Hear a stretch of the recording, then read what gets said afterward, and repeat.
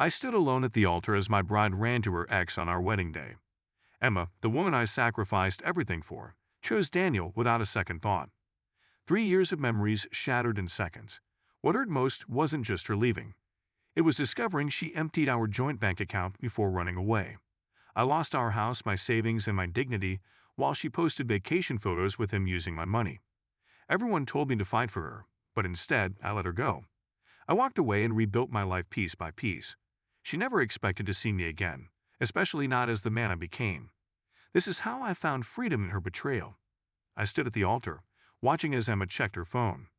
The string quartet played softly, the church was filled with everyone we knew, and the moment I had been waiting for was finally here. Her white dress cascaded around her like a cloud, and for a moment, everything was perfect. Then her phone buzzed, a text message. I watched her face change as she read it, her eyes darting to the back of the church. That's when I saw him standing there, Daniel, her ex-boyfriend, the one she dated for 4 years before me, the one she swore was just history. Our eyes met for a second, and I knew. I knew before she even moved. There was something in her expression, a mixture of apology and relief that told me everything. Without saying a word, she gathered the material of her dress in her hands and turned away from me. Then she ran, not toward me but down the aisle toward him. The gasps from our guests echoed through the church as they disappeared through the double doors together. I stood frozen, the ring still in my pocket, as whispers erupted around me. My best man, Mark, put his hand on my shoulder. "What the hell just happened?" he asked, but I had no answer. 3 years of memories flashed through my mind. Meeting her at that party where she'd been standing alone by the window. Our first date at the restaurant with the broken air conditioning. The way she'd sometimes talk about Daniel with a distant look in her eyes. All the signs I'd ignored while I was busy buying us a home, supporting her art career, putting my own dreams on hold to build our future. My father approached the altar, his face a mask of concern and embarrassment. "Son, what do you want to do?" "I guess there's not going to be a wedding," I said, my voice surprisingly steady. The words fell flat in the decorated church, empty now of all meaning. Later, at what should have been our reception, I sat at the head table alone.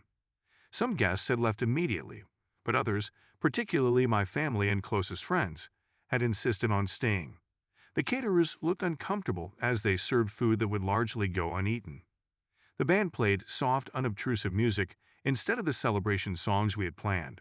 My phone rang. It was Emma. I stepped outside to take the call, away from the pitying glances of the guests.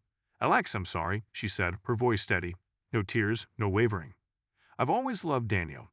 I was just settling with you. I thought I could make it work, but when I saw him there, I knew I couldn't go through with it.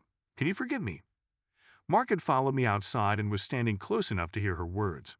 His face turned red with anger, but something strange had settled over me, a cold calm I hadn't expected. "I hope you find what you're looking for," I said simply and hung up. "That's it?" Mark demanded. "After everything she's done? After humiliating you in front of everyone we know?" I looked at him, surprising myself with my answer. This isn't the end of my story. I returned to the reception and made an announcement, thanking everyone for coming and apologizing for the circumstances. I told them to enjoy the food and drinks, that everything was paid for, and that I would be fine. Some of them believed me. That night, I stayed at my parents' house, in my old bedroom, surrounded by trophies and photographs from a simpler time. I didn't cry, I didn't rage. I felt hollow, as if Emma had taken more than just herself when she ran from the church.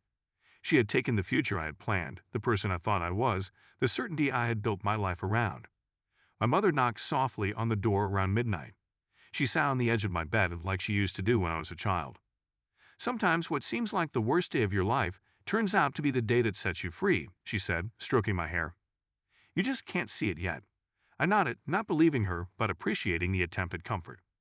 1 week after the wedding that never happened, I went to our shared apartment to collect my things. Emma had texted that she would be gone all day, picking up the last of her belongings from Daniel's place. They were moving in together already.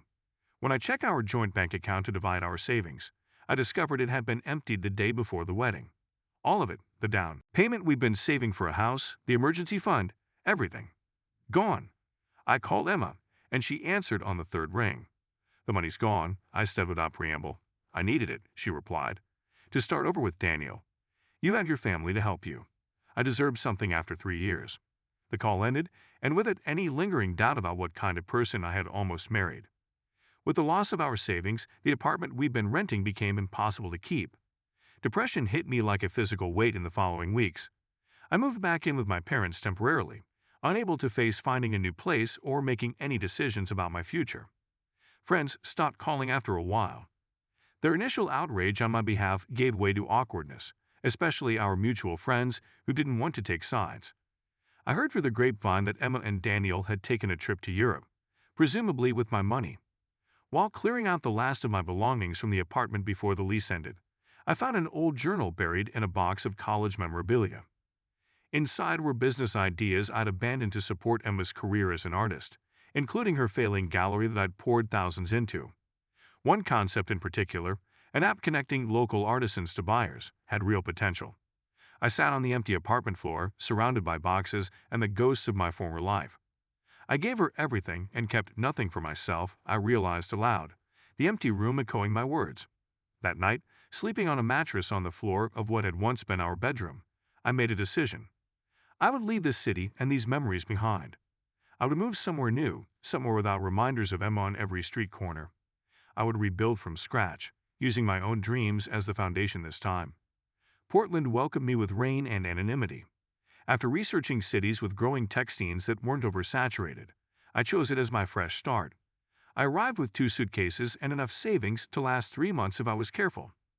My parents had offered financial help, but I refused. This needed to be my journey alone. I found a tiny studio apartment in a converted industrial building. The exposed brick and pipes gave it character, at least that's what I told myself. The reality was that it was all I could afford. At night, I could hear my neighbors through the thin walls, living their lives, arguing, laughing, existing. I felt like a ghost.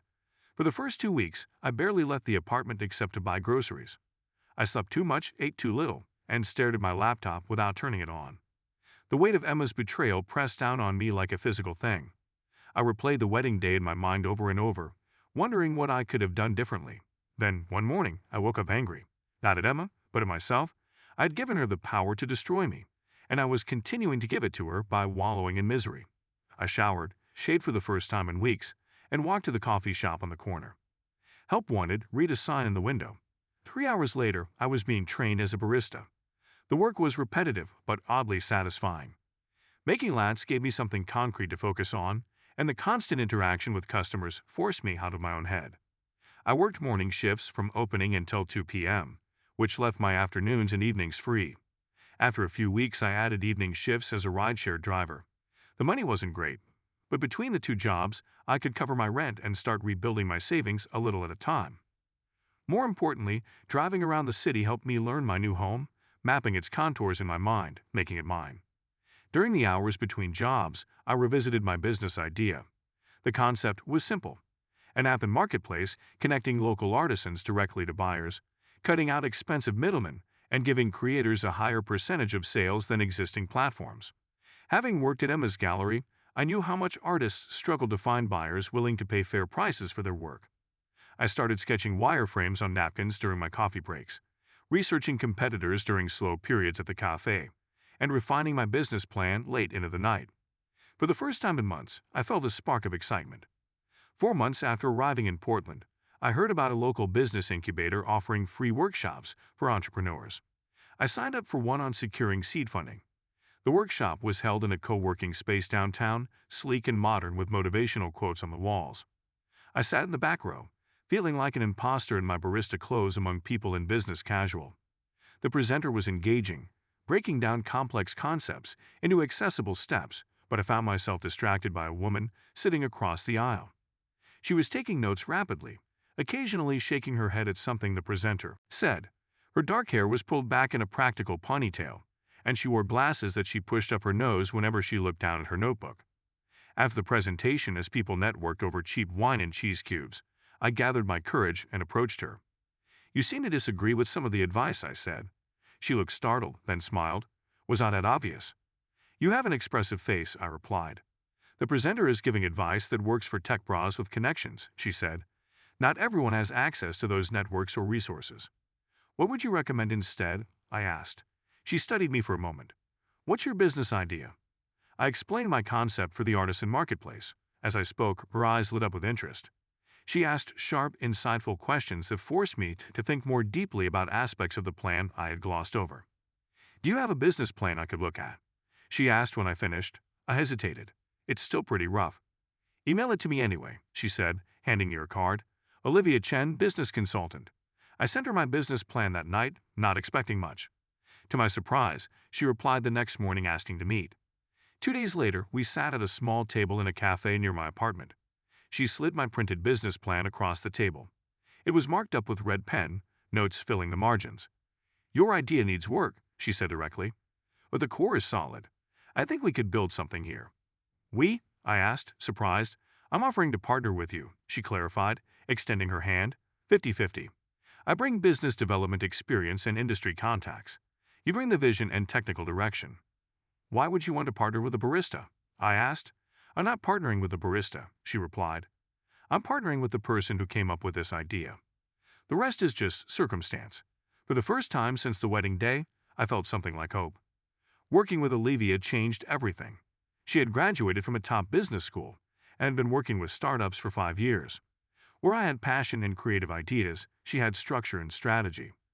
Where I saw possibilities, she saw potential pitfalls to navigate.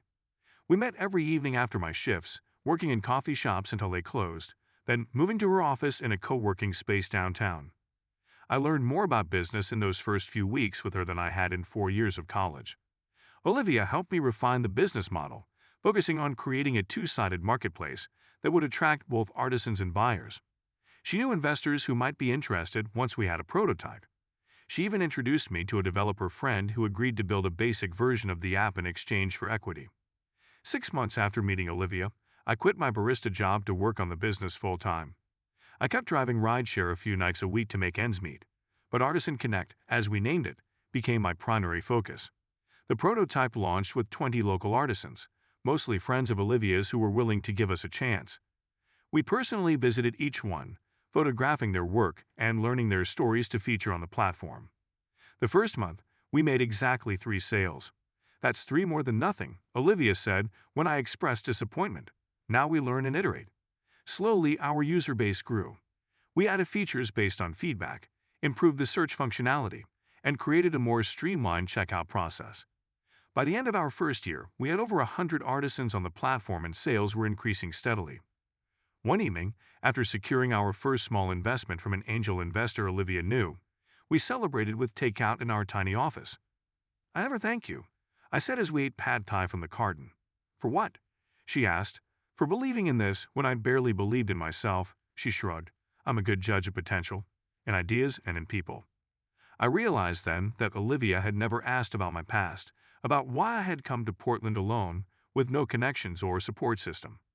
She had simply accepted me as I was and seen what I could become.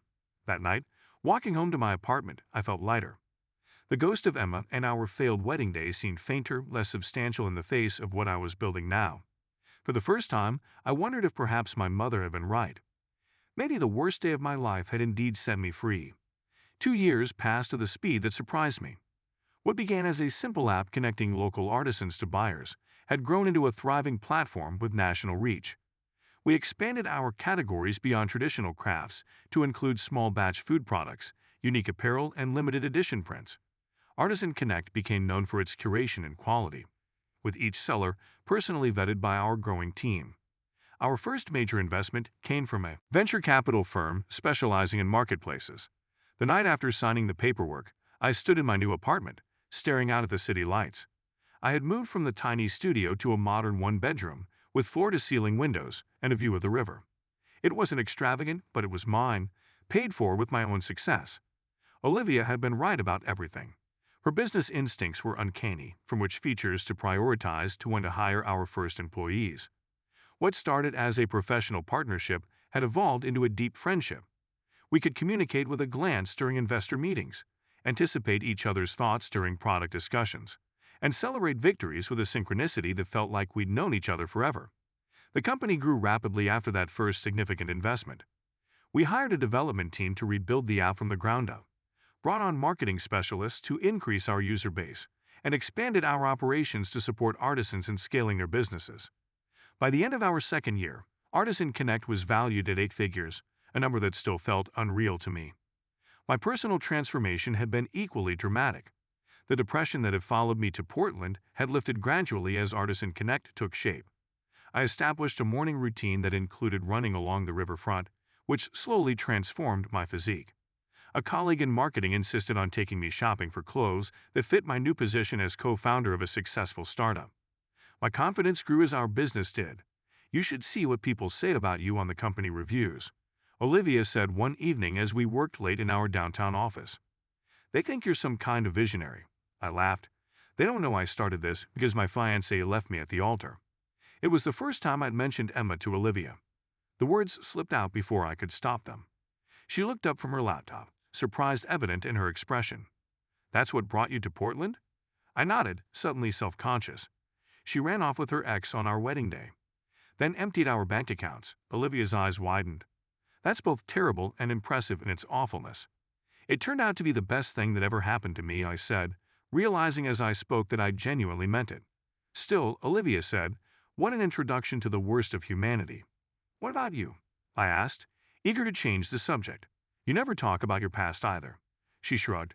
"No dramatic wedding escapes, just the usual disappointments. Men who wanted me to be smaller so they could feel bigger. I decided I'd rather focus on building something meaningful." The conversation shifted back to work, but something had changed between us. A wall had come down, allowing us to see each other more clearly.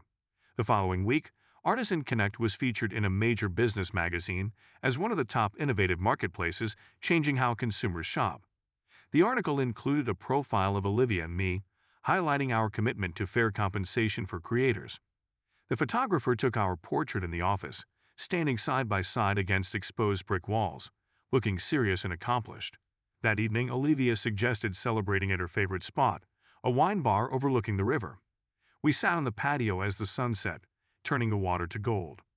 "To partnerships that work," she toasted, her eyes holding mine a moment longer than necessary.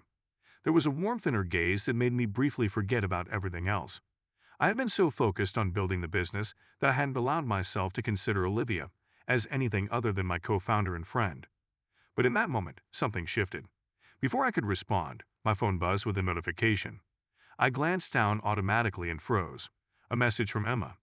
After 2 years of silence, her name on my screen felt like an intrusion from another life. I unlocked my phone and read the message. "Congratulations on your success. Saw your feature in Business Innovators. Always knew you had it in you. Would love to catch up sometime."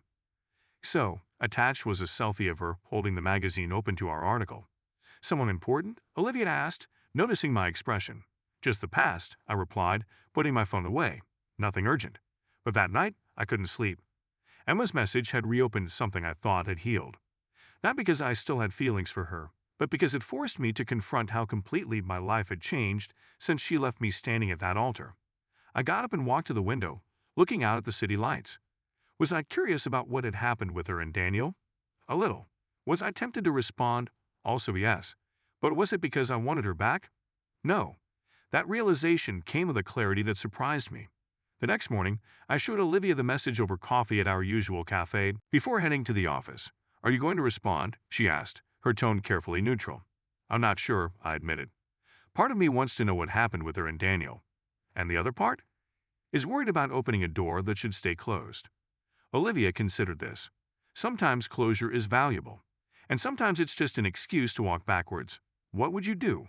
I asked. "I'd make sure I knew why I was doing it," she said. "If it's to show her how well you're doing without her, that's not closure. That's still giving her power over your choices." Her insight cut to the heart of my conflict. Was I considering meeting Emma to prove something to her, or to myself? "Maybe one coffee wouldn't hurt," I said finally. "To put the past properly behind me." Olivia nodded. "Just remember who you are now." She squeezed my hand briefly before standing to leave for a client meeting. The person who built Artisan Connect isn't the same one who stood at that altar. I responded to Emma's message that evening, keeping it brief and professional. Yes, I would be willing to meet for coffee. Yes, a lot had changed. We arranged to meet the following week at a cafe near my office. As the day approached, I found myself increasingly unsettled. I had moved on in so many ways, but Emma represented the greatest betrayal of my life. Would seeing her reopen wounds I thought had healed? Or would it confirm how completely I had moved beyond that chapter? The morning of our meeting, I stood longer than usual in front of the mirror. I had changed physically, growing leaner and more confident in my appearance. The business success had given me a presence I had lacked before. For the first time, I wondered what Emma would think when she saw me, and immediately felt annoyed with myself for caring. Olivia caught my eye as I was leaving the office for the cafe. "Good luck," she said simply. "Whatever happens, it's just coffee. You need to walk away again at the end." Her words steadied me as I walked the 3 blocks to the meeting that would reconnect me with my past. The cafe was busy with the afternoon rush when I arrived. I chose a table near the window, away from the crowded center. I was 10 minutes early, a habit Olivia had instilled in me for business meetings that had carried over to my personal life. The extra time gave me a chance to settle my nerves. When Emma walked in, I almost didn't recognize her. Her blonde hair was shorter now, cut in an angled bob that framed her face differently. She was thinner than I remembered, with a brittleness to her movements that hadn't been there before. She scanned the room until her eyes found mine, and her face lit up with a practiced smile. She weaved through the tables toward me, and I stood to greet her. She embraced me immediately, as if no time had passed, as if she hadn't left me standing alone at the altar. Her perfume was different, but the feeling of her arms around me triggered a cascade of memories. "You look amazing," she said, pulling back to study me properly. Her eyes lingered on my watch, my tailored jacket, visible signs of the success she breathed about. "Success suits you." I thanked her and ordered coffee for both of us, remembering without effort that she preferred oat milk with a splash of vanilla. Some things, it seemed, were permanently etched in my memory. "So," she said once our drinks arrived, "Artisan Connect. I'm impressed. When did you come up with that idea?" "It was in my journal for years," I answered. "I just never had the chance to pursue it." She nodded, a flicker of understanding crossing her face. "Because you were supporting my gallery, among other things. And now you're some big tech founder," she said, stirring her coffee. "With a beautiful business partner, from the looks of that magazine spread." I kept my expression neutral. "Olivia is brilliant. Artisan Connect wouldn't exist without her." "Just business?" Emma asked, raising an eyebrow. "We're partners," I said, neither confirming nor denying her implication. She nodded, accepting my non-answer. "You deserve happiness, Alex, after what I did." The direct acknowledgement of her betrayal surprised me. I had expected her to minimize it, to frame it as something that just happened, something beyond her control. "What did happen with Daniel?" I asked, the question that had lingered in the back of my mind for 2 years. Her smile faltered. She looked down at her coffee, running her finger around the rim of the cup. "He cheated, multiple times. We broke up 6 months after the wedding." "Your wedding," I corrected automatically. "Right," she said, flushing slightly. "The wedding that should have been ours." She went on to explain how Daniel had never really changed from the person he was when they first dated, the same person who had cheated on her before. How she had convinced herself that this time would be different, because he had come back for her, had declared his love, so dramatically. "Biggest mistake of my life," she said, her eyes downcast. I gave up something real for something that was just nostalgia. A small petty part of me enjoyed hearing about Daniel's betrayal. Karma, perhaps. But mostly I felt nothing, an absence where pain or satisfaction should have been. "I'm sorry it didn't work out," I said, and meant it. "Are you?" she asked, her eyes suddenly intent on mine. "After what I did to you? I don't wish you suffering, Emma. I've moved on." Her hand had crept across the table to brush mine. The touch was deliberate, testing. "Do you ever think about second chances, Alex? About how things might have been different?" I looked at her hand on mine, pale against my skin. 2 years ago, that touch would have made my heart race. Now it just felt like pressure, skin against skin, nothing more. "Sometimes I wonder what would have happened if you hadn't gotten that text at the wedding," I admitted. "If we would have gone through with it. If we would have been happy." Hope flickered in her eyes. And I think we probably wouldn't have been," I said honestly. "You would have always wondered about Daniel. I would have always wondered if I was your second choice." She withdrew her hand. "You aren't my second choice. You're my safe choice. That's different." The distinction stung more than I expected. "Is it?" "I mean that I always felt secure with you," she clarified quickly. "You were stable, dependable, like a bridge or a well-built shelf." Not exactly the words of passion. "And now?" I asked. "What am I now?" Her eyes traveled over me again, assessing. "Now you're successful, confident. You've become the man I always knew you could be." There was something calculating in her gaze that I hadn't noticed before. Or perhaps it had always been there, and I had been too in love to see it. "Tell me more about your company," she said, changing the subject. "The article said you raised a significant investment round." That must have been exciting. For the next half hour, she asked questions about Artisan Connect, about our growth strategy, about my plans for the future. Her interest seemed genuine, but there was something beneath it, a hunger that made me increasingly uncomfortable. As we were getting ready to leave, she stood close to me, too close for casual acquaintances, certainly too close for exes with our history. "It's been really good to see you, Alex," she said softly. Then she leaned in and kissed me, not on the cheek as might be expected, but on the lips. The kiss lingered just long enough to be intentional, to communicate something beyond a friendly goodbye. I stepped back, surprised and unsettled. "I never stopped thinking about you," she whispered. "We could try again. Do things right this time." The world seemed to tilt slightly. This was not what I had expected from our meeting. Closure, yes, perhaps apologies. Not a proposition. "I need time to think," I said, the words coming automatically. "This is unexpected," she smiled, confident, as if my hesitation was a mere formality. "Of course. Take all the time you need. I'm not going anywhere this time." We parted on the sidewalk outside the cafe. As I walked back to my office, I felt strangely hollow. Meeting Emma should have provided some kind of resolution, but instead, I felt more conflicted than before. Back at my apartment that evening, I found a note that had been slipped under my door. Olivia's handwriting. It contained information about a potential new artisan for the platform, ending with a personal note. "Remember, I've always believed in you for who you are, not what you have." The contrast between the two women in my life couldn't have been clearer. Emma saw me as a project that had finally paid off. Olivia had believed in me when I had nothing but an idea and determination. That night, I couldn't sleep. I kept replaying Emma's kiss, her words about second chances. Part of me felt a surge of vindication that she had finally chosen me.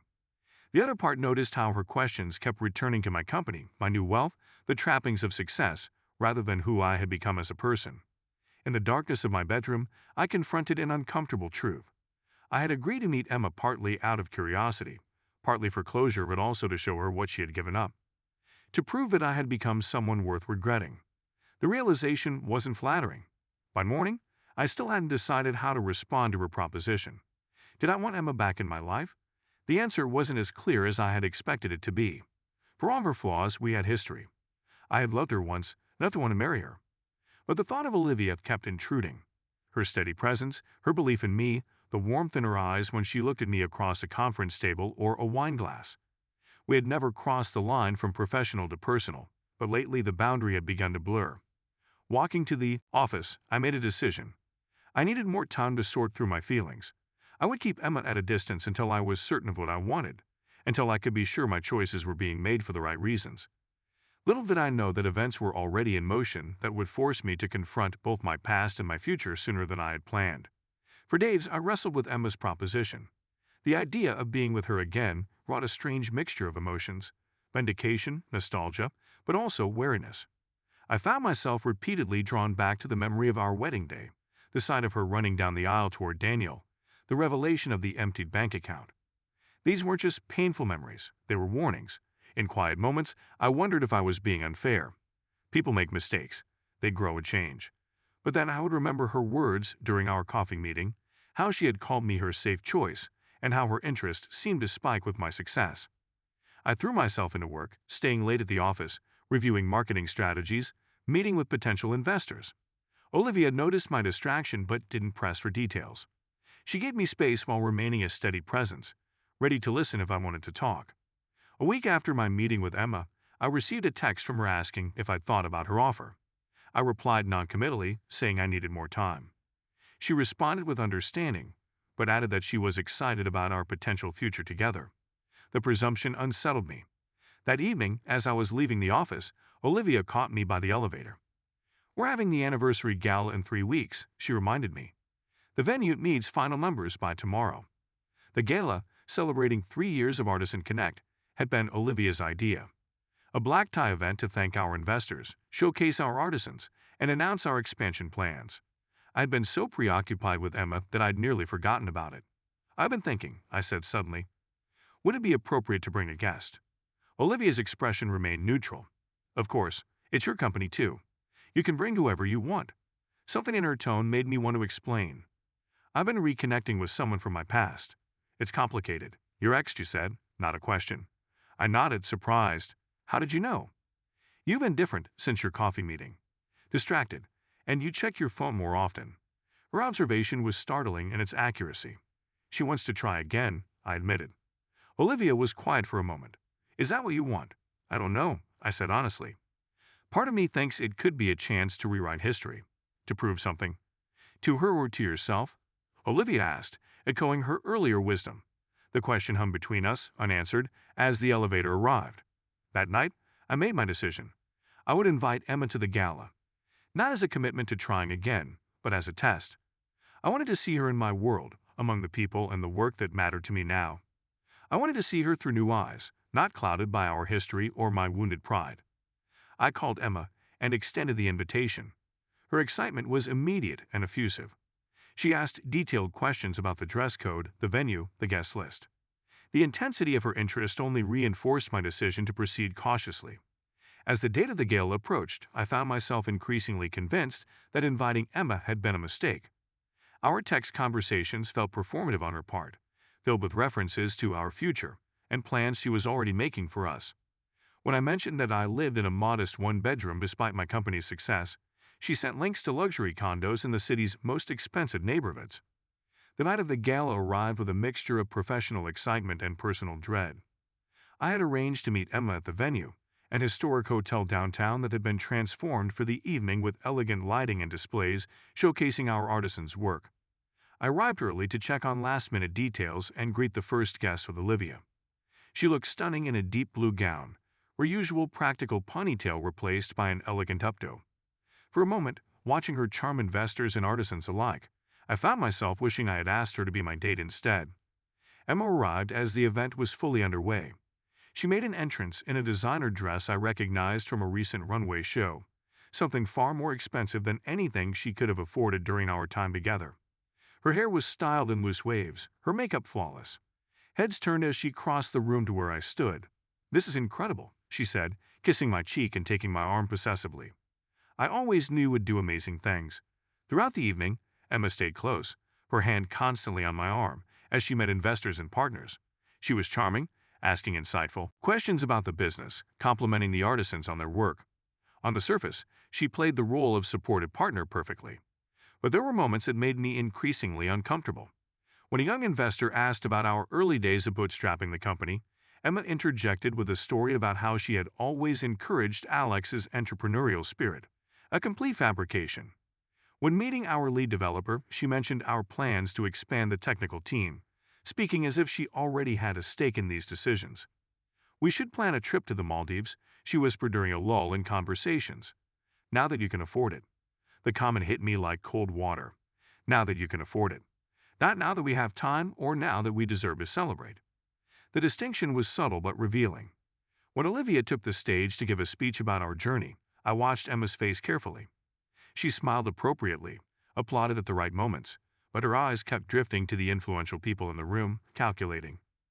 "Alex had this vision when no one else did," Olivia said, her voice warm as she spoke to the crowd. "Not for what it could earn, but for what it could become. That's who he is, someone who sees possibility where others don't." The words touched something deep within me. Olivia had seen me at my lowest point and believed in the idea in me. She understood what drove me beyond profit or status. Emma leaned in close as Olivia concluded her speech. "We should think about upgrading your management team once we're back together. I have some ideas about streamlining the business." Something clicked inside me then, a clarity that had been building since our coffee meeting. I knew exactly why I had invited Emma here tonight. Not to test our potential future, but to finally put the past to rest. "Can we talk privately?" I asked, leading her toward a quiet balcony overlooking the city. The night air was cool as we stepped outside. The city stretched before us, lights twinkling against the darkness. Emma seemed to take my request as a positive sign, standing close to me at the railing. "This night has been perfect," she said, her voice soft. "Seeing you in your element, meeting your colleagues. I'm so proud of what you've accomplished." "What I've accomplished. Not what we might build together." The distinction was telling. "We could move back home, get a bigger house this time," she continued, already planning. "I could finally open that gallery I wanted, the one with the focus on emerging artists. With your connections now, it would be so much easier." I looked at her, really looked at her, and saw clearly for the first time. She wasn't seeing me, she was seeing an opportunity, a ready-made successful life she could step into. "Emma, I interrupted gently. I didn't invite you here to get back together. Her smile faltered. What? I invited you so I could finally say goodbye. What do you mean, goodbye? Emma asked, confusion clear on her face. We've been talking for weeks. You invited me here. The city lights reflected in her eyes as she struggled to understand. Inside, the gala continued, the soft murmur of conversation and clinking glasses floating out to the balcony. When you ran away at our wedding, I thought my life was over, I said, keeping my voice gentle. I lost everything. Our home, our savings, my sense of who I was. And I've apologized for that, she said, a defensive edge creeping into her tone. People make mistakes, Alex. I made a terrible one, but I'm trying to make it right. The thing is, I'm not sure that's true, I continued. I think you're trying to make things right for yourself. You've noticed my success, and suddenly you want back into my life. That's not fair, she protested. I reached out because I saw your article. I was proud of you, and curious about what I'd become, I added. But losing you was painful, Emma, not just because I loved you, but because it forced me to face how much of myself I'd given away. I took a deep breath, finding the words I hadn't known I needed to say until this moment. When you left me at the altar, you took my future, the one I had planned. But now I see it was just beginning. I needed to find myself, to build something that was truly mine. But we could be so good together now, she insisted, gesturing toward the party inside. Look at all this. We could share it. I could help you take it even further. That's exactly it, I said. You didn't want me then. You want what I've built now. She flinched as if I'd struck her. That's not true. I made a mistake. I'm trying to fix it. I believe that you regret leaving, I said. But I don't think it's because you miss me. I think it's because Daniel didn't work out, and now you see me as successful, as someone who could give you the life you want. Tears welled in her eyes, whether from sadness or frustration, I couldn't tell. So that's it. You invited me here just to reject me. To humiliate me like I humiliated you? No, I said, shaking my head. I invited you here because I needed to see clearly. I needed to be sure, and now I am. I stepped closer, taking her hand gently. You didn't run away from me at our wedding, I said softly. You set me free. She pulled her hand away. You're making a mistake. We have history. We have a connection. We do, I agreed. And I'll always care about what happens to you. But that chapter of our lives is closed now. Emma wiped at her eyes, smearing her makeup slightly. You changed, she said, a touch of bitterness in her voice. I have, I acknowledged. And so have you. We're not the same people who stood in that church 2 years ago. Maybe that's for the best. She stood silently for a moment, then gathered her composure. I hope you're making the right choice, she said, her voice steadier now. I hope this business partner of yours appreciates what she's getting. With that parting shot, she turned and walked back into the gala. I remained on the balcony, watching as she collected her purse from our table, made a quick goodbye to someone, and headed for the exit.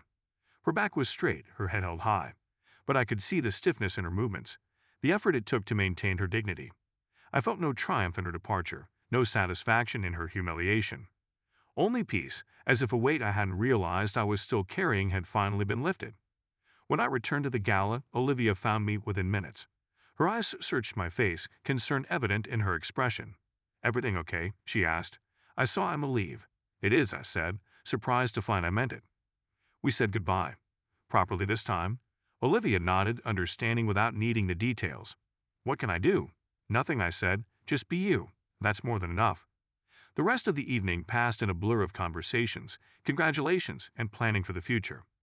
As the last guest departed and the staff began breaking down the displays, Olivia and I found ourselves alone in the hotel's lobby. Successful night, she said. 3 investors want to meet next week, and the feature in Modern Business is confirmed for next month. It was perfect, I agreed. You were perfect. She glanced at me, a question in her eyes. Ready to get back to work tomorrow. The expansion plans won't draft themselves. I smiled at her practicality, at her focus on what came next rather than dwelling on the past. We have time, I said, for everything that matters. She returned my smile, a silent understanding passing between us. We didn't need grand declarations or dramatic gestures. We had built something together, step by step, and whatever came next would follow the same pattern, organic and real.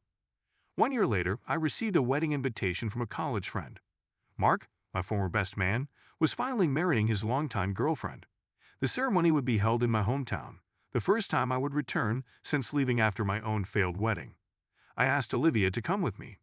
Our relationship had evolved gradually, moving from professional to personal with a naturalness that felt right. We were together, challenged each other, and at the end of the day, chose to be together rather than apart. The wedding was held in a garden rather than a church, the atmosphere relaxed and joyful.